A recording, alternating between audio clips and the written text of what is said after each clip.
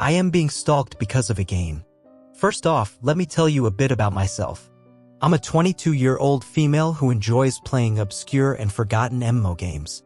I love being online, chatting with random people I encounter, but I never realized that I might encounter something like this. Due to recent events, I'll refer to myself as Ellen throughout the story because I don't want to make it worse. I also had to edit out the email addresses because the people who started sending to them started to DM me, telling me that they responded very weird stuff back. It started on a site where people are able to discuss and talk about a game called Meridian 59. I was in one of the chats when a person called Yalfalio joined in on a conversation. It started nice and friendly. He stated that we had played together in Project Gorgon once and that he was pleasantly surprised to see me in the chat. Even though I couldn't recall his name, maybe because I played with so many people, I enjoyed the conversation we had, and after a while, I gave him my Discord tag. We parted ways after that, and he said to add me soon so we could play together in the future. The next morning, I saw a friend request in my Discord and saw that his Discord name was the same as the one in the chat yesterday. I added him, and after waving, he immediately came online. Hey, his first message read. I responded with a hello back, and we started chatting again. After 15 minutes of polite conversation, I curiously asked him where his name came from. He didn't respond for a minute, but eventually he told me that it was an anagram for something fun. He added the quotes himself. A bit weirded out, I didn't question him further and told him I was going to go and do something else, not specifying what that was or informing him further. He wasn't really happy about it but reluctantly said fine. I started to find his behavior a bit weird but shrugged my shoulders and started to boot up a new MMO I discovered some time ago. After 3 hours of playing, it happened. I became a bit nervous and my hair on my neck started to rise.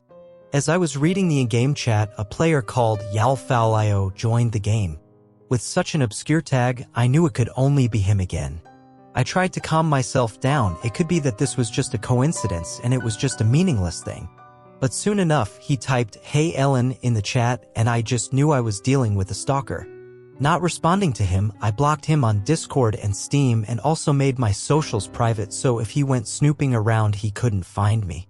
I had heard enough creepy stories to know what stalkers are like. A bit relieved I was safe again, I let out a sigh of relief. I was glad it was a minimal encounter and I dealt with it before it went out of hand, or so I thought.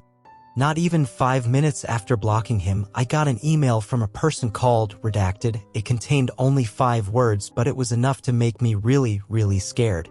You made a big mistake. My blood went cold as I read it. I had no idea how he could have gotten my email as I use fake mail for most of my accounts. I didn't know how to deal with it or what to do anymore. None of the stories I had heard prepared me for this, and I felt a creeping fear that this guy was going to do something very bad. I emailed him back, saying that I blocked him for a reason and that he was seriously creeping me out, stating I would go to the police if he continued like this. I then proceeded to create a new main email account and deleting the old one. It was going to take me some time to change my email everywhere, but I wanted to get rid of this guy as quickly as I could. For a few days, nothing new happened. It seemed that he had lost his trail on me, and I prayed that he also wouldn't bother anyone else. After college, I went home and booted up my computer to be welcomed by a new mail. A mail to my new main mail account. I was nauseous immediately and felt sick to my stomach as my hands began to tremble. Redacted had sent me a mail. It read like this. In shadows I dwell, an eternal dance with your fears.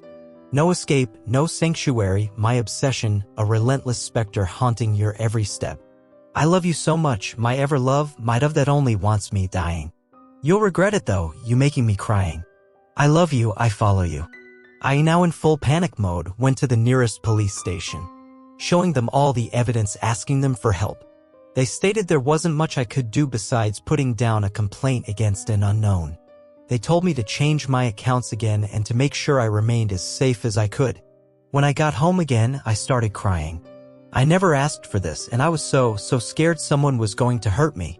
Still in tears, I decided to call my dad, who was on a business trip at that time. I wanted to hear his voice and wanted him to make me feel safe again. He didn't pick up at first, but after the third call, he eventually picked up and I started blurting out everything. After not hearing him saying anything back or making any noise, I went quiet. The other part of the line was quiet too, only for a faint heavy breathing on the other side. I started crying again and whispered, "Dad?" But my question was answered by the other side of the line, ending the call.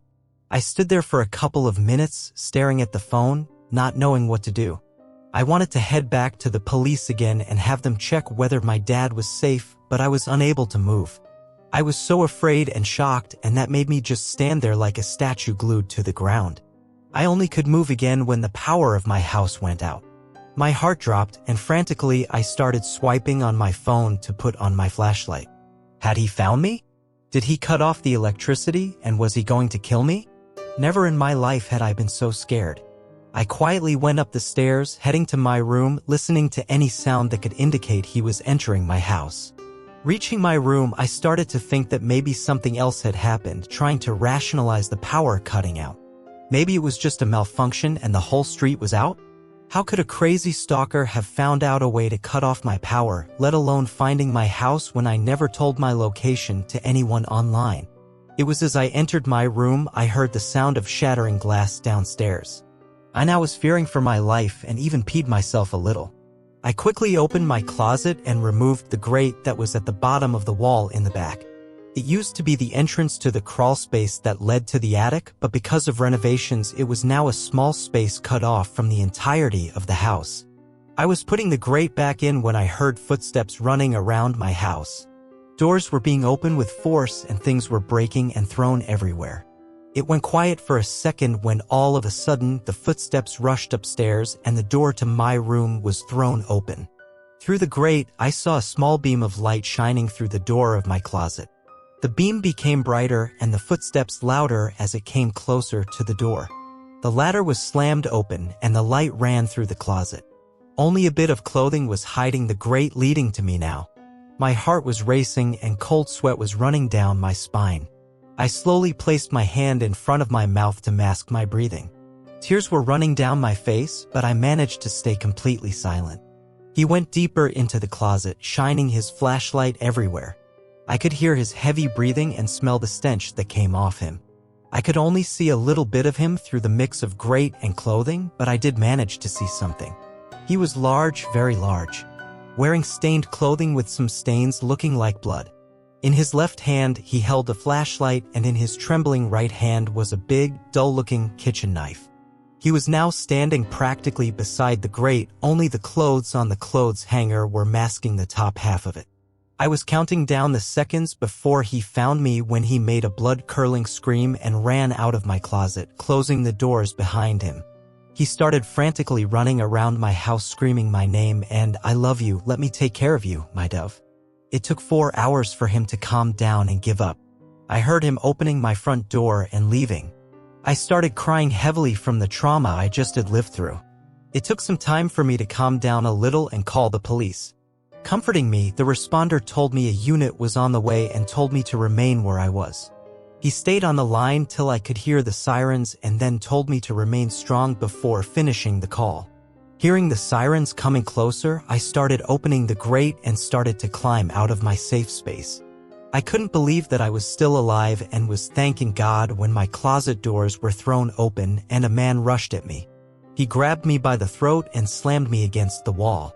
I could feel my blood being cut off to my head because of the grip, and in the darkness, I could see his big dark eyes looking at me, flashing his yellow rotten teeth in a wicked smile.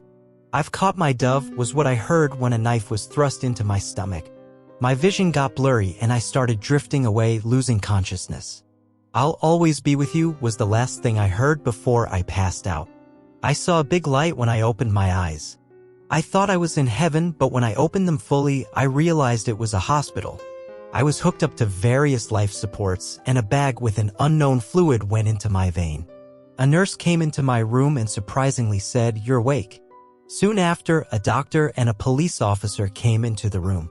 The doctor told me I had been out for 3 days and was recovering from a stab wound to my stomach and the infection that followed it. He then nodded at the officer, and the officer started speaking. He stated that after I lost consciousness, the police arrived at my house and found me laying on the ground, bathing in my own blood. They called the ambulance, and because of a wonder, as he said, I survived. He told me that the person who had entered my home didn't leave any DNA behind, and even my throat was wiped clean by him to make sure nothing was left behind. The only thing they found was a note stating the 9th for my pen. I'm still in the hospital recovering. I don't know what to do next, but I wanted to write this to make everyone aware of this. Don't trust the people you meet online. He might be one of them.